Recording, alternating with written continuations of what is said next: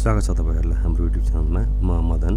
आज म तपाईहरुलाई यो भिडियोमा कसरी माइक्रोसफ्ट वर्ड फाइललाई पावरपोइन्ट फाइलमा कन्भर्ट गर्न सकिन्छ भन्ने कुरा देखाउन गएको छु। कृपया यो भिडियो सुरुदेखि अन्त्यसम्म अवश्य हेर्नुहोला। लाइक, शेयर र सब्स्क्राइब गर्न पनि नबिर्सनुहोला। विगत 13 वर्षदेखि म यो फिल्डमा कार्यरत छु। कति समस्याहरू आइरहन्छन्, ती समस्याहरूलाई चाहिँ मैले फिजिकली रूपमा भिडियोको मार्फत तपाईहरु माझमा ल्याउने गरेको छु। त्यसैले यदि जति नै ठुलो एक्सपिरियन्स भए पनि कमी कमजोरी त भइ नै रहन्छन्। त्यसको लागि केही कमी कमजोरी भएमा अथवा मैले तपाईलाई बुझाउन सकेको कन्डिसनमा तपाईले मलाई कमेन्ट गरिदिनु होला र यो भिडियोलाई लाइक अवश्य गर्नु होला र सब्स्क्राइब पनि गर्न नबिर्सनु होला। आउनुहोस् सुरु गरौँ। अब यहाँ मैले माइक्रोसफ्ट वर्डमा एउटा डकुमेन्ट तयार पारेको छु। माइक्रोसफ्ट वर्डमा तयार पारेको डकुमेन्ट यसरी फर्मेट रेडी गरेको छु। सबैभन्दा फर्स्टमा म माइक्रोसफ्ट वर्डको फाइललाई कसरी पावरपोइन्ट फाइलमा लाने टुल्स क्रिएट गर्ने भन्ने कुरा देखाउने छु। यो केसमा फाइलमा क्लिक गरौँ, मोरमा जाउँ अनि अप्सनमा गएर क्लिक गरौँ र अप्सनमा गइसके पछाडि क्विक एक्सेस टुलबार, त्यसपछि पपुलर कमान्डमा गएर अल कमान्ड आइसके पछाडि तपाई लास्टमा आउनुहोस् र सेन्ड माइक्रोसफ्ट भन्ने छ। यहाँ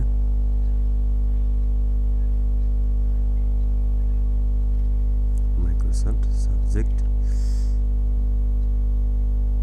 सेन्ड टु माइक्रोसफ्ट पावरपोइन्ट, यो अप्सनलाई सिलेक्ट गर्नु र एडमा क्लिक गर्नु अनि ओकेमा क्लिक गरिदिनुहोस्। अब यति गरिसके पछाडि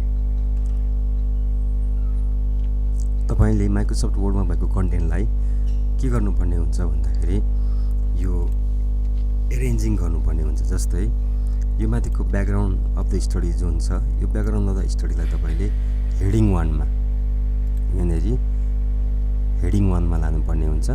मैले यो हेडिङ 1 मा पहिले नै लगिसकेको छु र सबैलाई तपाईले यसरी सिलेक्सन गर्नुपर्ने हुन्छ।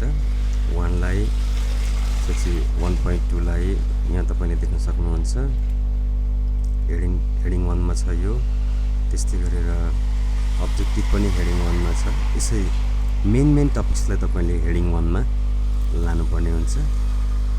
त्यसको लागि कसरी गर्ने यो मैले तपाईलाई पनि देखाउने छु। फेरि यहाँ सिलेक्सन गर्नुहोस् र हेडिङ 1 मा क्लिक गरेर राइट क्लिक गर्नुहोस्, मोडिफाई गर्नुहोस् र मोडिफाई गरिसके पछाडि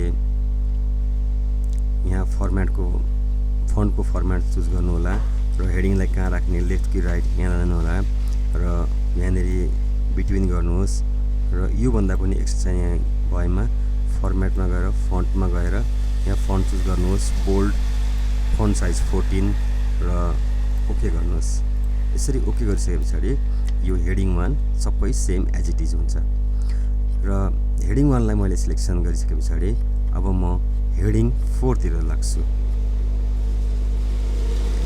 हेडिङ 1 भयो र मैले यसलाई सिलेक्सन गरेँ र यसमा के देखाउँछ तपाईको भन्दा हेडिङ 4 सेम त्यही हेडिङ 4 लाई पनि मोडिफाई, यहाँ टाइमिङ निरेमन, फन्ट साइज 12, यहाँ बोल्ड नराख्ने, यो नर्मल टेक्स्ट हो त्यस कारणले गर्दाखेरि हेडिङ 4 गर्ने र यसलाई यता क्लिक गरिदिनुहोस् र ओके गरिदिनुहोस्। अब यो हेडिङ 4 हुन्छ। यहाँनिर सिलेक्सन हुन्छ। तपाईले यहाँ क्लिक गर्ने बित्तिकै यहाँ हेडिङ 4 मै गएर सिलेक्ट भइरहेको हुन्छ। तपाईको फाइल एक्ज्याक्टली हेडिङ 4 मा गयो कि गएन भनेर चेक गर्नलाई हेडिङ 4 यसरी तपाईले फाइललाई सिलेक्सन गरेर हेडिङ 4 मा कन्भर्ट गर्नुपर्ने हुन्छ। अब यहाँ हेडिङ 4 देखाएन,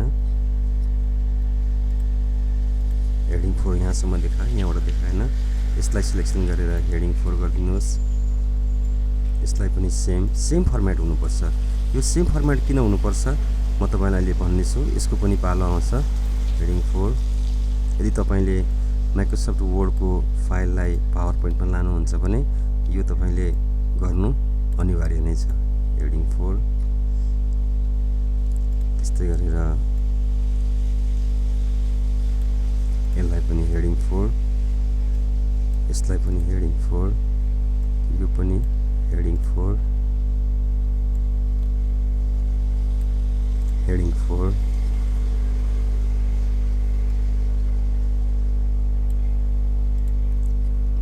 यहाँसम्म गरौँ र अब यहाँसम्म मैले हेडिङ 4 मा यसलाई कन्भर्ट गरेँ।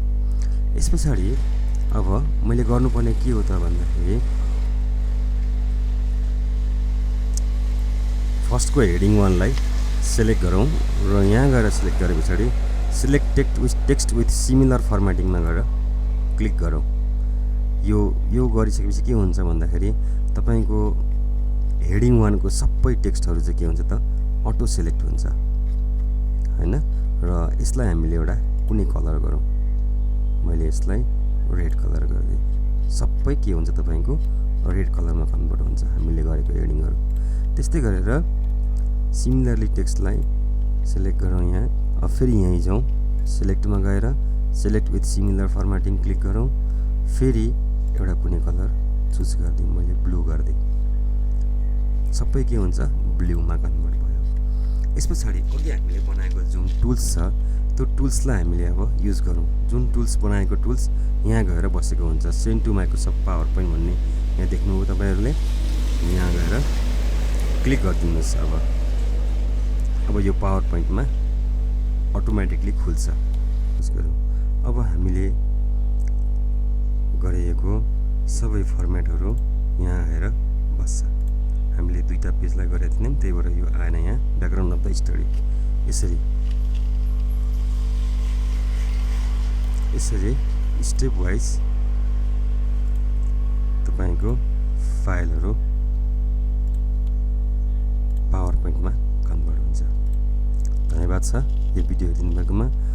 यो भिडियोलाई लाइक शेयर र सब्स्क्राइब गर्न नबिर्सनु होला। धन्यवाद।